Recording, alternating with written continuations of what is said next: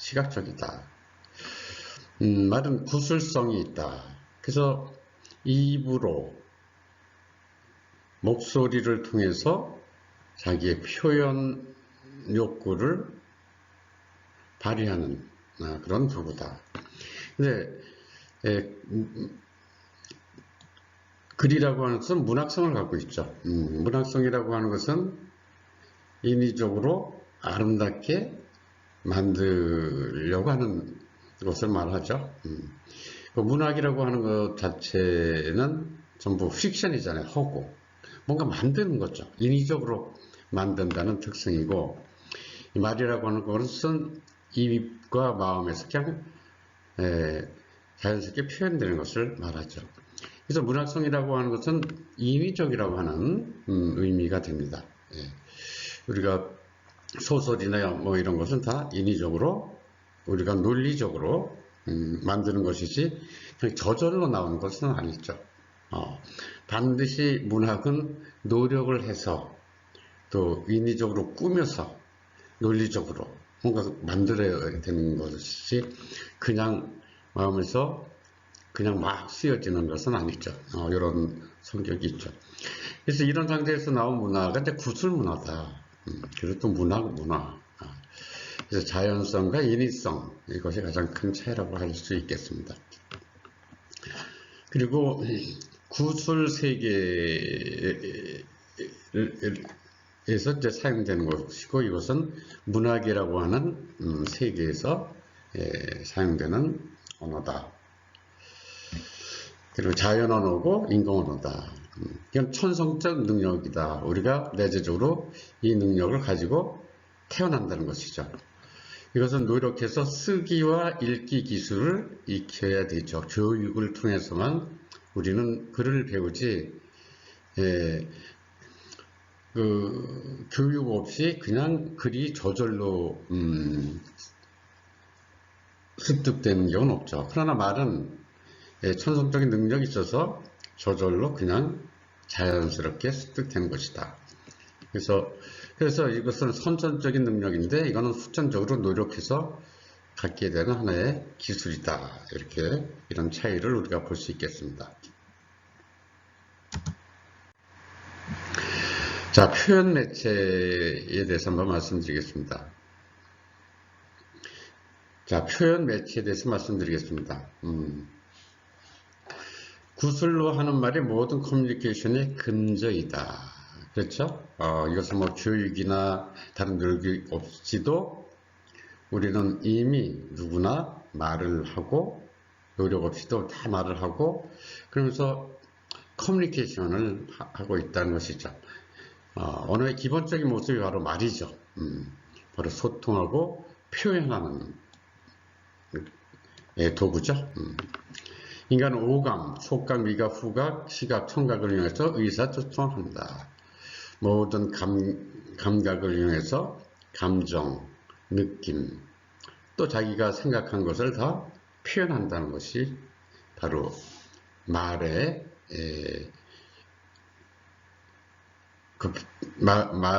표현 매체의 하나의 큰 특성이라고 할 수 있습니다. 뿐만 아니라 의사소통에는 몸짓 등 여러 가지 매체가 있지만 목소리, 즉 음성이 가장 탁월한 매체이다. 그렇죠. 말에 있어서는 목소리가 가장 큰 탁월한 매체이다. 왜 그럴까요? 우리가 소리 나는 게 가장 쉬워요. 몸을 움직이는 것만 해도 좀 어렵죠. 그리고 목소리는 깜깜한 곳에서도 들리죠. 그러나 몸짓은 어두운 곳에서는 들리지 않고. 그래서 목소리가 굉장히 아주 효율적이고 힘도 안 들고 경제적인 의사소통 매체다 하는 것을 알 수 있습니다. 자, 글을 쓴다는 것은 문어라고 하는 것, 글이라고 하는 것은 말을 공간에 멈추는 것이다. 또 2차적으로 양식화된 체계이죠. 구술적 표현은 쓰기에 의존하지 않고 존재하지만 쓰기는 목소리로 하는 말에 의존한다. 그래서 우리가 글을 쓰는 것은 말에서 파생된 것이다. 이렇게 볼 수가 있겠죠. 이것이 이제 가장 근본적인 말과 글에 갖는 표현 매체의 상이점이라고 할 수 있겠습니다. 그래서 말이 먼저다. 그죠? 그 말이 있었기 때문에 그 말을 시각적으로 표현하는 매체로서 글이 나왔다 하는 것이죠. 그런데 이제 저희가 한번 전체적으로 한번 살펴보겠지만, 우리가 글을 통해서, 교육을 통해서 계속 공부했기 때문에 우리가 문자와 글을 더 중심으로 보고 말을 파생적으로 보는 경향이 굉장히 많습니다. 그래서 우리가 교육을 받으면서 문자 중심으로 모든 것을 생각하는 그런 습성, 또 그런 사고 방식이 있죠. 그래서 그런 이제 고정관념을 우리가 교육을 많이 받았기 때문에 그런 고정관념을 항상 글을 중심으로 보려고 하는, 그래서 모든 분석을 말에 대한 분석도 글에 대한 문법의 이론으로 설명을 하려고 하는 그것이 굉장히 강해서 사실 가장 기본적이고 근본적인 것이 말인데 우리가 사실은 말에 대해서 잘 모르고 있어요. 글에 대해서만 공부하고 연구를 하고 논문을 썼기 때문에 그렇죠. 이제 그런 면도 한번 우리가 지금 다시 한번 생각해 볼 수가 있겠죠. 문화의 발달에 대해서 한번 생각해 보겠습니다. 문화의 발달은 표현 매체와 표현 기술이 변화해서 시작된다. 즉, 표현 매체와 표현 기술이 바뀌면 문화도 바뀌게 된다는 것이죠. 말하자면 글을 중심으로 글을 표현 매체로 사용하게 되면 일정한 성격의 문화가 나오는데 또 말을 기본적인 표현 매체와 표현 기술로를 사용하게 되면 또 다른 형태의 문화가 나온다는 것이죠. 그래서 어떤 표현 매체를 우리가 사용하느냐 하는 것에 따라서 문화의 성격이 달라진다는 얘기입니다. 한번 저희가 살펴보면 저희들이 구술 문화라고 하는 것이 있습니다. 1차적 구술성인데 구어만 사용했죠. 말, 목소리만 사용하던 때가 있었습니다. 그것은 왜 그랬을까요? 글이 없었기 때문에 글이 나오기 전에 우리는 말만 사용했죠. 그런 문화를 우리가 구술 문화라고 하죠. 구술 문화. 그래서 이 구술 문화 속에서 생성된 이야기들이 바로 신화, 전설, 서사시 같은 것들이죠. 이것은 인간의 기억과 소리, 그 말로서 그 이야기가 계속 전해지면서 내려온 이야기들이라고 할 수 있겠습니다. 글이 없었기 때문에 말이라고 하는 매체만을 사용해서, 물론 말을 사용하려면 표정이나 몸짓도 다 사용했겠죠. 그죠? 바로 이제 그러한 문화가 있었다는 것이죠. 바로 선사시대, 그죠?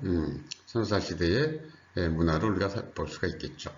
그리고 글이 나오면서 문자가 창안되고 나서 쓰기 문화가 나오기 시작했죠. 그래서 주로 필사본으로 쓰면서 역사가 쭉 이루어졌고, 그리고 나중에 인쇄술까지 나와서 또 인쇄문화, 그래서 또 다른 형태의 쓰기 문화도 필사본이나 그리고 또 인쇄로서 산업화한 문화에 따라서 같은 글쓰기지만 상당히 다른 성격을 갖고 있습니다. 그리고 오늘날은 전자문화, 우리가 전자로서 디지털로서 디지털을 표현 매체로 해서 사용하는 시대가 되는데 오늘날은 오히려 제2의 구수성 시대다. 지금까지 저희들이 한 2500여 년 정도 글 중심으로, 문자 중심으로 쭉 사용해 오다가 영상과 전자 디지털이 나오면서 소리와 말을 중심으로 새롭게 구술을 많이 사용하는 말과 목소리와 또 이미지를 많이 사용하는 그런 시대가 됐다는 것이죠. 그래서 오늘날 제2의 구술성 시대다 이렇게 볼 수가 있겠습니다. 마치 글이 있기 전에 말과 몸으로서 표현하고 자연스럽게 표현하던 선사시대, 신화시대와 마찬가지로 우리가 이제 글에서 많이 벗어나서 더욱 자연스러운 말과 또 몸으로 표현하는 그런 시대가 됐다 이렇게 볼 수 있죠. 일단 우리가 지금까지 여건이 안 돼서 글을 통해서 지식과 정보를 습득했지만 말로서 소리로서 들을 수 있는 기술과 과학이 발달됐기 때문에 우리가 지금 말과 목소리를 많이 사용하는 쪽으로 가고 있는 것이죠. 그 이유는 이미 말씀드렸지만 말이 가장 경제적이고 쉽고 가장 효율적이기 때문에 그렇죠. 그러나 글만 해도 어두운 데서도 못 읽을 뿐더러 글을 읽는 거는 인위적으로 하지만 안 돼요. 노력을 해야만 돼서 상당히 참 힘들어요. 그죠? 인위적으로. 일부러 책을 보고 글을 읽는 것이 자연스럽게 우리가 글을 읽지는 못하거든요. 근데 말과 목소리는 우리가 노력하지 않고 힘도 들이지도 않고 말은 들을 수 있어요. 근데 오늘은 여러 기술에 의해서 우리가 목소리를 통해서 자연스럽게 지식과 정보를 얻기도 하고 표현할 수 있는 그런 시대가 됐다는 것이죠. 그래서 오늘 전자시대는 제2의 구술성 시대다. 그래서 말이 다시 가장 중요한 표현 매체로 떠오르게 됐다는 것이죠. 그래서 우리가 전자매체나 전자미디어, 전화, 라디오, 텔레비전, 또 인공위성 전부 소리, 말을 이용하지 문자로서 우리가 서로 문자를 표현 매체로 하지 않는 이런 시대가 됐다는 것을 볼 수가 있겠습니다. 우리 지금까지 문자 우월주의 문화 속에서 살았습니다. 그래서 21세기에 와서 문자에서 벗어나서 더 자연스럽고 편하고 쉬운 말을 중심으로 다시 표현 매체를 사용하게 됐죠. 수기와 인쇄 문화 시대는 문자 우월주의 문화 시대였다. 이성주의 문화죠. 논리, 합리성, 과학, 분석, 증명하는 것. 모든 책들은 다 논리적으로 쓰이죠. 소설도 어떻게 써요? 다 논리적으로 짜 맞추는 거죠. 기승전결에 맞춰서 좀 픽션, 허구잖아요. 거기는 논리로서 이렇게 인위적으로 아주 그럴싸하게 만들어야만 돼요. 그냥 논리가 그냥 술술 그냥 나오는 게 아니죠. 그래서 다 인위적인 것이죠. 그래서 우리는 글을 배워야 되겠죠. 글을 배워야만 됐어요. 왜냐하면 글은 그 소수의 엘리트들만 사용하던 권력의 상징이었거든요. 그래서 문자를 알아야 양반이고, 그죠? 또 서양에서도 귀족들은 교육을 통해서 문법과 글을 배워왔죠. 그래서 이제 교육이란 게 본격적으로 시작되면서 오늘날은 대중교육까지 해서 누구나 글을 배우려고 지식과 정보를 더 많이 얻으려고 열심히 학교를 다니고 있죠. 근데 오늘날 제2의 구수정 시대는 상당히 좀 달라졌어요. 면접과 발표의 중요성이 더 중요했어요. 시험이나 지식 정보보다도. 물론 그것도 참고는 하겠지만 감성주의 문화다. 이미지 시대다. 그래서 말로서 어떻게 표현하느냐가 굉장히 중요해졌다는 것이죠. 면접과 발표라고 하는 것은 말로 하는 거잖아요. 이미지로. 그래서 말과 이미지가 상당히 중요한 구술성 시대가 됐다는 것이죠. 글이 아니라 오히려 말이 굉장히 중요한 시대, 또 이미지가 중요한 시대로 됐다는 것이 오늘날의 큰 특징이라고 할 수 있습니다. 그래서 오늘날은 말과 이미지를 표현 매체로 삼고 있기 때문에, 또 영상 시대라고 하는 것이 그렇잖아요. 그러니까 표현 매체가 20세기하고는 바뀐 거죠. 그러니까 오늘날의 문화도 새로운 형태로 바뀌고 있고 가치관도 바뀌었다 하는 것도 우리가 살펴볼 수 있겠습니다. 물론 아직은 우리가 학교와 책, 문자, 공부, 과학이라고 하는 것을 믿고 있지만 오늘날 이 시대는 급격하게 변하고 있는 거죠. 가치관도 급격히 변하고 있는 시대다 하는 것을 우리가 생각해 볼 필요가 있겠습니다. 자, 문자창과 그리스 쓰기 문화를 한번 살펴봅시다.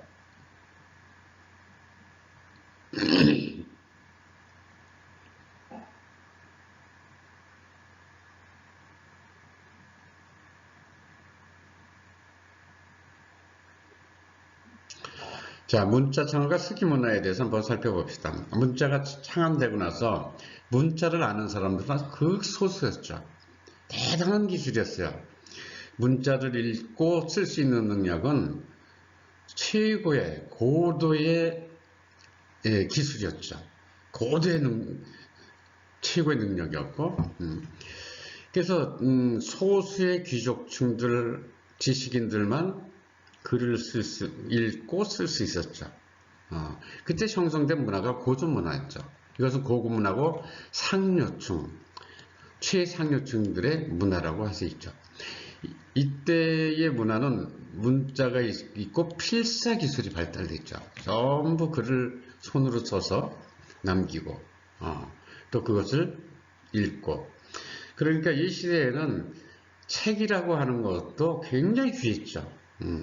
책이라고 하는 것은 어마어마하게 비싼 하나의 자산이라고 할 수 있죠. 아무나 구할 수도 없고 볼 수도 없고, 또 그것을 읽고 쓸 수 있는 사람은 어마어마한 사람들이었죠.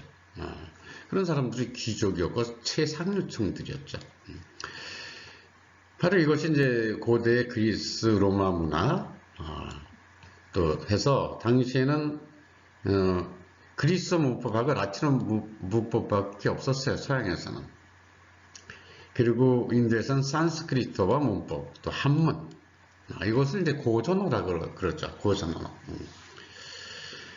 그래서 이 언어들은 당시에는 언어가 이것뿐이 없었어요. 언어라고 할 때 글로 쓰여진 문법을 갖고 있는 것만 언어로 인정을 했죠. 그래서 말은 문화어로서 인정을 못 받았어요.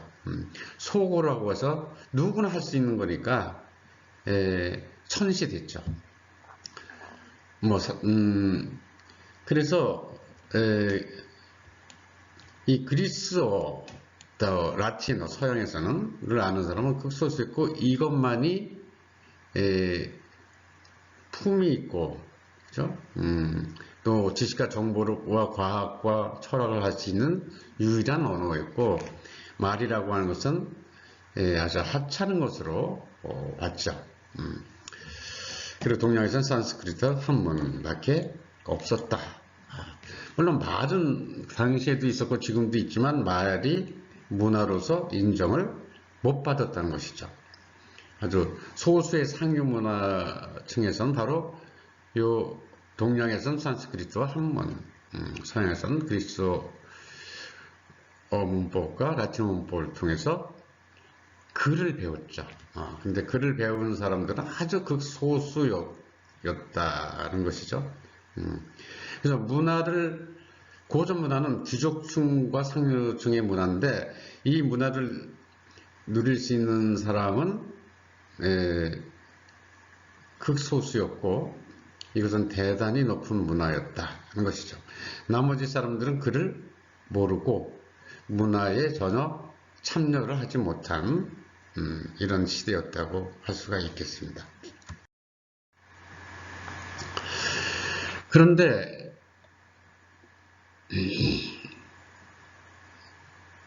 자, 그런 시대가 중세까지 쭉 이어져 왔습니다. 그래서 글이라고 하는 것, 문자라고 하는 것은 어마어마한 권력과 특권과 아주 독점적인 문화를 지니고 있었죠. 그런데 중세까지 이렇게 오다가 말의 고귀성을 발견해서 그것을 주장한 사람이 나오게 되죠. 그리고 말의 고귀성을 문법을 통해서 말도 문법을 통해서 정교화함으로써 말 자체를 글로서 위상을 높이는 일이 생기게 됐는데, 그것이 바로 르네상스죠. 그래서 라틴어 글이 아니라 당시에 사용하던 말을 문자로서 만들어서 더 많은 사람들이 그 어렵고 쓰지도 않는 문자만 있는 라틴어가 아니라 우리가 사용하는 말을 글로서 써서 그 위상을 높은 문화적 수준으로 높이게 되는데, 그것이 바로 르네상스죠. 그러면서 말을 글로, 문화로서 만들고, 그러면서 또 인쇄술까지 나와서 이것이 중산층에까지 문화에 참여하는 계기가 됐던 것이죠. 그래서 상공업적인 중산층의 문화를 형성한 게 바로 말이죠. 바로 인쇄술 때문에 이것이 가능해졌죠. 그래서 말이 하찮고 천시되고 인정도 전혀 받지 못하던 시대에서 직접 입으로 사용하던 그 말, 초고라고 첨대받던 말을 하나의 글로서 순으로서 문화에 참여하게 됐다. 그 이후로 과학과 기술의 시대가 됐고 산업혁명의 시대를 거치면서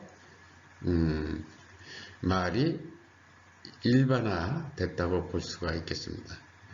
근데 이제 20세기 와서 대중문화가 되면서 이런 글과 문자가 이제는 나의 말과 그래서 고전 문화에서는 실제 말과 글은 동떨어져 있었어요. 문자는 한문, 또 라틴어는 고대 사람이 사용하던 그냥 글일 뿐이에요. 그 당시에 사람들이 쓰던 말하고는 하고는 상이한 것들이었죠. 그래서 나의 말이 아닌 옛날 사람들의 글을 억지로 공부해서 지식과 정보를 갖고, 그것이 상류층에는 아주 필수적인 거고, 그걸 통해서 권력을 가질 수 있었고 특권층이 될 수 있었죠. 근데 오늘날은 누구나 문자를 익힘으로써 대중문화가 됐죠.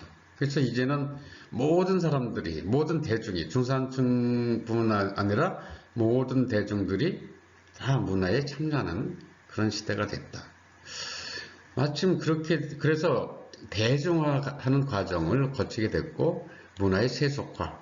그래서 문화의 세속화라고 하는 것은 문화가 보편화됐다는 거죠. 누구나 사용할 수 있는, 쉽게. 세속이라고 하는 말은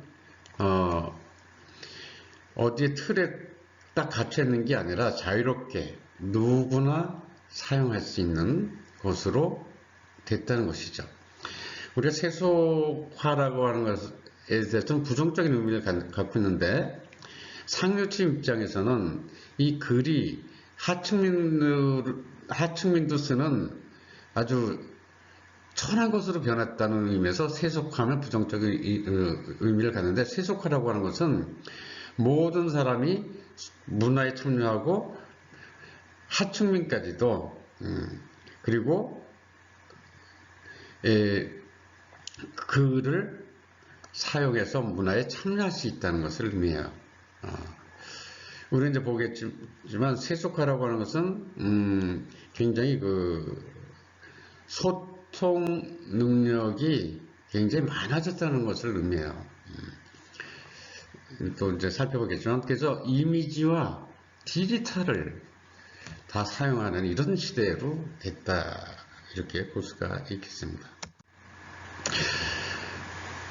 바로 말의 고귀성을 주장한 사람이 단테라고 하는 인물입니다.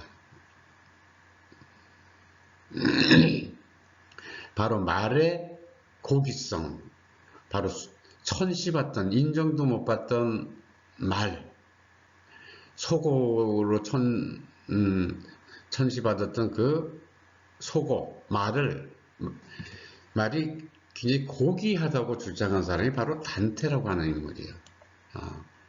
1300년대 초에 이런 책을 썼는데, 데 불가리아 일로켄치아라고 하는 소고론이라고 하는 책을 썼어요. 이 소고론은 라틴어로 쓰여 있었죠. 왜냐하면 하나의 논문이기 때문에 학자끼리는 그냥 전부 문자로 라틴어로만 썼는데, 첫 문장이 어떻게 나오냐면, 나 이전에 그 누구도 소고에 대해서 언급한 사람이, 논한 사람이 없다 하면서 시작을 해요. 왜 소고에 대해서, 말에 대해서 논한 사람이 없었을까요? 말은 천한 거기 때문에, 중요하지 하찮은 거기 때문에. 우리가 논하는 것은 어떤 것만 해요? 중요한 것만 하잖아요. 그러니까 라틴어, 그리스어, 이런 문자에 대해서만 논하는 것이지, 중요하지도 않고 하찮은 소고와 말에 대해서 논한 사람이 하나도 없었다는 것이죠. 근데 단테는 소고에 대해서 논한단 말이죠. 소고가 중요하고 가치 있는 것이라고 봤기 때문에 논하기 시작한 거죠. 그래서 단테는 이 소고가 라틴어에 비해서 손색 없이 예술적, 학문적으로도 사용될 수 있다는 것을 증명하려고 했던 것이죠. 소고는 문화적으로 빈약하기 때문에 소고로, 말로는 학문이나 철학이나 과학을 할 수 없다. 그래서 과학이나 학문을 하려면 반드시 라틴어를 배워야 한다는 것이 중세까지의 고정관념이었는데, 단테는 소고가 고귀한 언어다, 소고로도 다 할 수 있다, 내가 이것을 증명해 보이겠다 해서 여러 책을 쓰게 되죠. 그래서 이 두 언어의 성격을 비교해서 소고 훨씬 더 고귀하고 우수하다, 이렇게 주장을 합니다. 바로 이제 이런 단테의 생각, 이런 말과 소고가 고귀하고 우수하다는 걸 주장함으로써 현대 서양어가 국어 위상을 정립하는 출발점이 된다는 것이죠. 저희가 이제 생각해 보면, 당시에 학자들이 있었을 때, 귀족들이 쭉 있었을 때, 단테와 같은 이런 생각을 어떻게 받아들였을까요? 받아들일 수가 없죠. 어떻게 천한 언어에 대해서 연구를 하고, 거기에 대해서 논하고, 소고가 고귀하고 우수하다고 엄청난 단테 자신도 모든 사람에서 비난의 화살을 피할 수가 없겠죠. 근데 이제 이 단테라는 이 천재는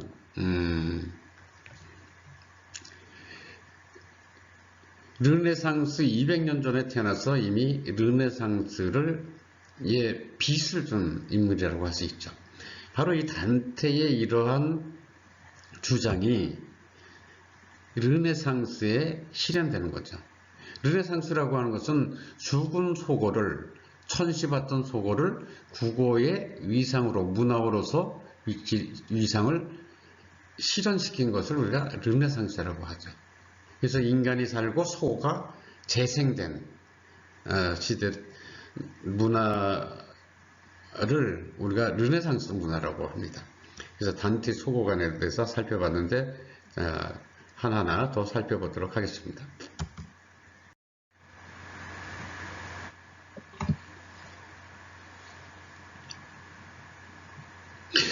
단테는 소고는 고귀하다고 얘기했어요. 소가 고귀하다. 이런 표현을 썼어요. 그러면서 소고와 라틴어를 세 가지로 측면에서 비교를 했어요. 소고는 인간의 제일 언어다. 태어나면서 그냥 제일 처음에 태어난 날부터 내 마음에 들어온 언어다. 이런 얘기를 해요. 그래서 제일 언어다. 라틴은 문법을 통해서 노력으로 교육을 통해서 배우는 언어다. 그리고 소고는 모든 인류의 언어다. 인간이면 누구나 말을 사용한다. 그 학자나 귀족, 라틴어를 사용하는 그 학자나 귀족들이 말을 소고라고 천하게 얘기하지만 하찮은 언어라고 모든 인류의 언어다. 근데 라틴은 학자, 성직자, 귀족의 언어다. 소수만이 사용하는, 그러니까 소통에 있어서 굉장히 제한된 언어다. 근데 소고와 말은 소통력이 모든 사람과 소통할 수 있는 그런 언어라고 하는 거죠. 세속화될 수 있는 언어고, 라틴은 세속화될 수 있는 거죠. 세속이라고 하는 것은 소통과 밀접한 영향이 있습니다. 우리가 세속화됐다고 하는 것은 내가 상류층뿐만 아니라 하층민들하고 같이 소통할 수 있다는 것이 바로 세속이라는 얘기예요. 그러니까 세속이라고 하는 것은 그렇죠. 모든 사람과 소통을 할 수 있을 정도로 가장 높은 데서도 가장 낮은 데까지도 내려올 수 있는 것을 우리가 세속이라고 합니다. 또 하나는 소고는 선천적 자연 언어다. 그런데 라틴어는 인위적인 언어다. 인간이 만든 언어다. 이러한 그 세 가지의 차이점을 밝히고 있습니다.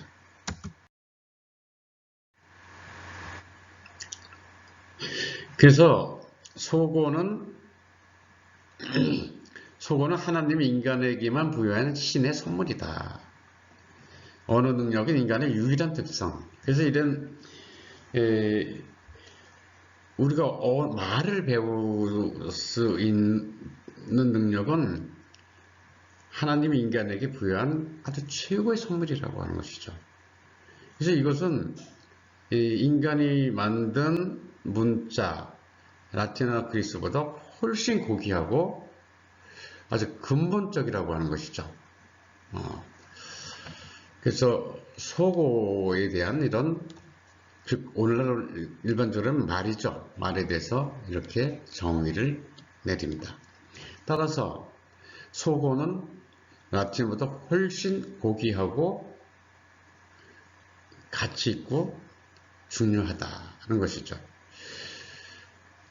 그래서 소고로 내가 라틴어보다 더 아름답게 세련되게 학문과 문학과 철학도 할 수 있는 언어로 내가 만들겠다.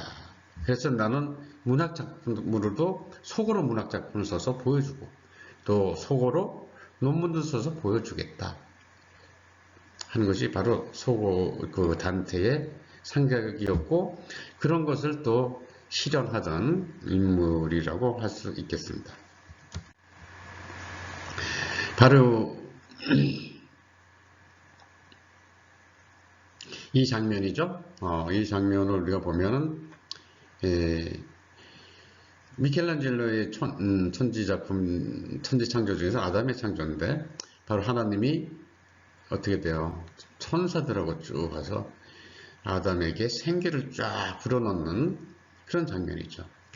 이때 생기가 들어가면서 인간이 생명을 갖고 살기 시작하는 거죠.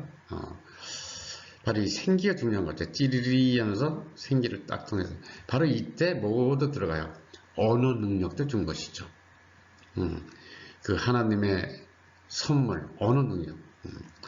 그 여기 있는 천사들을 보세요. 너무 부러워하죠. 천사들도 언어를 갖고 있지 못하죠. 그죠?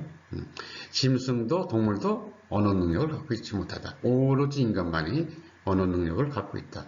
그래서 언어 능력, 즉 말을 할 수 있는 능력, 소고, 천시 받고 있는 이 소고를 사용할 수 있는 능력은 대단한 것이다. 이것이 바로 하나님의 선물이다 하는 것이 단테의 생각이었습니다. 그래서 이 이후로 인간은 생기를 갖게 되고 언어를 바로 사용할 수 있었다. 그리고 또 단테는 이런 얘기예요. 바벨탑과 언어 변화에 대해서 얘기하는데, 단테는 자신의 그 소고론에서 최초의 언어에 대해서 끊임없이 찾게 되죠. 즉 완벽한 언어예요. 가장 순수한 언어, 제1의 언어, 완벽한 언어, 순수한 언어를 찾게 되는데, 이것은 기원후 8세기에 라틴어가 고대 로마의 라틴어가 이제 사라지게 됐죠. 그리고 로망스어로 를 사용하게 되는데, 그때의 유럽인들이 갖던 어떤 공허감은 대단했어요. 그래서 늘 완벽한 언어에 대한 이상을 갖고 있었어요. 왜 우리가 고대인들이 사용하던 고전 라틴어가 아니라 이렇게 엉성하고 척박한 언어를 사용할까 하는 데서 완벽한 언어에 대한 꿈과 이상을 가졌는데,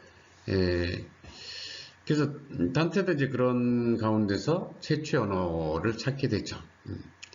바벨탑이 붕괴되기 이전의 언어다는 거죠.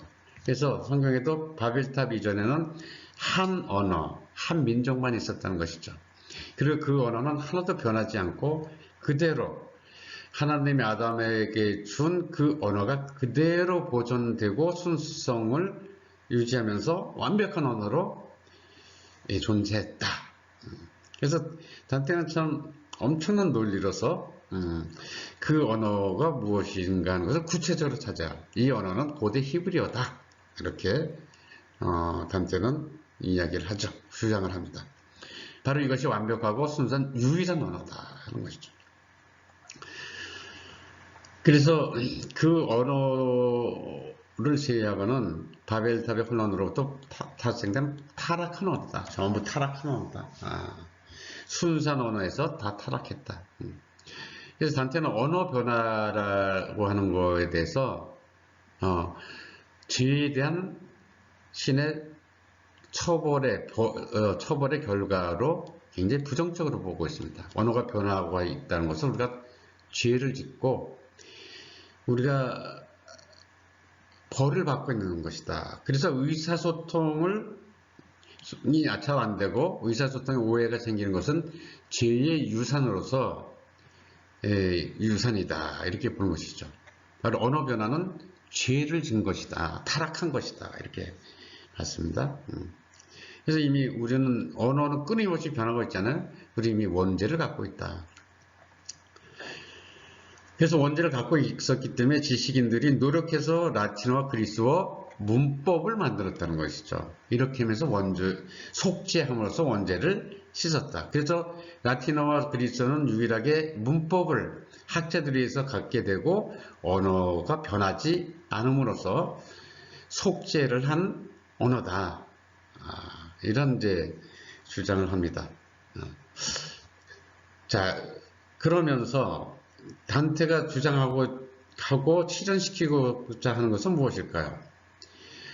지금 천박하고 무시당하고 있는 이 소고는 끊임없이 변하고 있는데, 이 소고를 문법으로서 또 세련되게 이 언어를 갈고 닦으면 라틴어와 못지않은 훌륭한 속죄한 언어로, 그래서 과학이나 철학이나 문학을 할 수 있는 문어로서 만들 수 있겠다 하는 것이죠.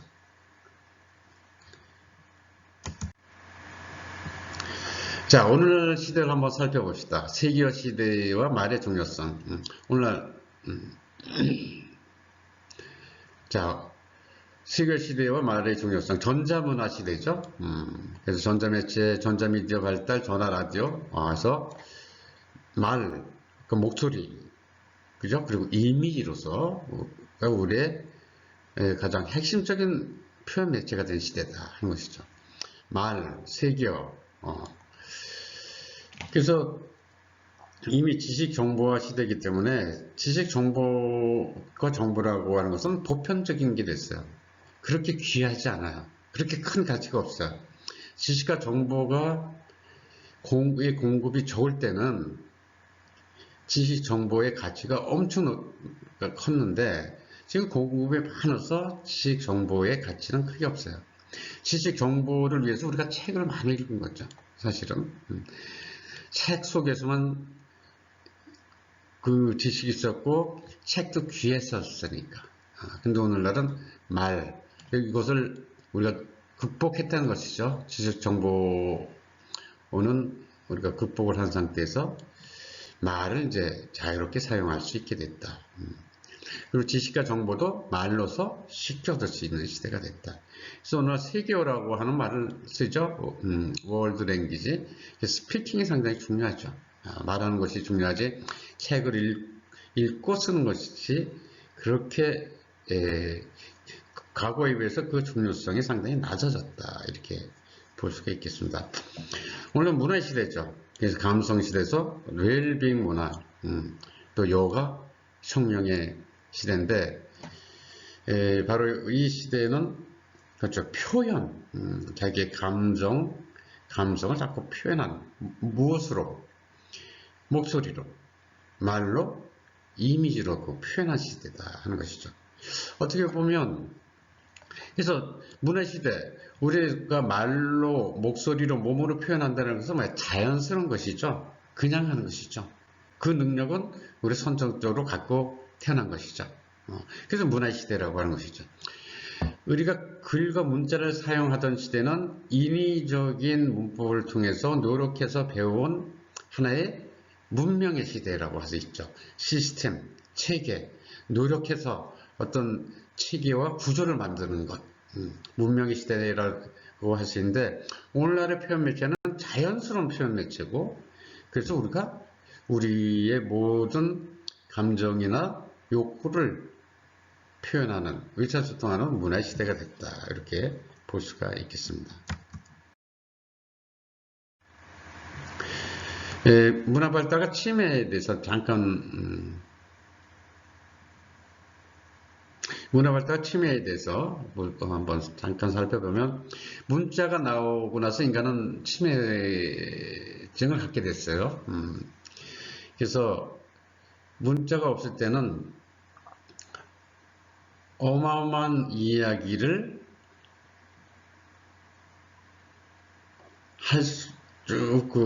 낭송할 수 있는 사람들이 상당히 많았다 그래요. 말하자면 경전이나 이런 것을 처음부터 끝까지 다 머릿속에 기억해서 한자도 틀리지 않고 다 할 수 있는 그런 사람들이 있었는데, 문자가 나오고 나서는 그런 사람들이 사라졌다는 거죠. 문자가 나오고 나서 우리가 기억량이 상당히 작아졌어요. 왜냐하면 문자에 의존하기 때문에. 그리고 인쇄 침해가 또 있는데, 인쇄물이 나오면서, 책에 나오면서 우리가 어떤 그 습관이 생겼냐면, 메모하는 습관이 생겼어요. 기억을 못하기 때문에 자꾸 메모를 하는 거죠. 자꾸 적는 거죠. 적자 생존, 적지 않으면 죽는다. 그래서 자꾸 적고 메모하는 습관이 생겼다는 것이죠. 왜냐면 자꾸 잊어버리고 건망증이 생기고 하니까.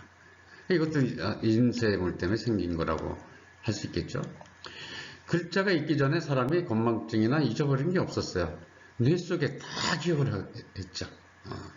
또 오늘 디지털 치매가 있어요. 디지털 치매라고 하는 것은 뭐냐면은 우리가 전화번호를 지금은 외우는 게 없잖아요. 그죠? 옛날에는 그래도 자기가 자주 사용하는 전화번호는 10개는 20개였거든요. 예, 그리고 오늘날 옛날에 길도 잘 찾아갔는데 오늘날은 내비가 없으면은 찾아가질 못하죠. 그리고 노래도 처음부터 끝까지 하는 노래가 없어요. 왜냐면 노래도 전부 그 영상 매체를 통해서 보면서 하고, 이것이 디지털 치매라고 하는 것이죠. 그래서 문제가 나오고 이런 기술이 발달되면서 우리가 뇌를 잘 의존하면서 사용하지 않게 되면서 뇌 자체의 능력은 많이 이제 사라졌다고 볼 수 있죠. 특히 기억력 부분에 있어서 많이 사라졌다 이렇게 볼 수가 있겠습니다. 자, 제2의 구술 문화죠. 우리가 보면 정리해 보면 제2의 구술 문화 시대가 됐다. 그죠? 구술문화, 신화, 서사시, 또 문자가 나오면서 플라톤의 철학 이후 중세 말까지, 그리고 인쇄, 르네상스 때 15세기부터 또 그 이후에 쭉 해서 인쇄 문화, 다쓰기 문화죠. 오늘날은 멀티미디어, 그죠? 디지털 시대가 되면서 다시 구술성을 갖게 됐다. 감성 문화의 시대가 됐다. 21세기는 제2의 구술성 시대이다. 자, 이미지 메이킹 시대고 첫인상, 이미지, 면접과 발표의 중요성. 그래서 비언어, 표정, 자세, 몸짓 언어, 목소리의 시대가 됐다. 그래서 바디랭귀지로가 이제 오늘날 세계 시대는 보편 언어로 세계어서 보편 언어의 역할을 하는 시대가 됐다 하는 것을 한번 했다고 볼 수가 있겠습니다. 네, 오늘 강의 여기서 마치도록 하겠습니다. 네, 안녕히 계십시오.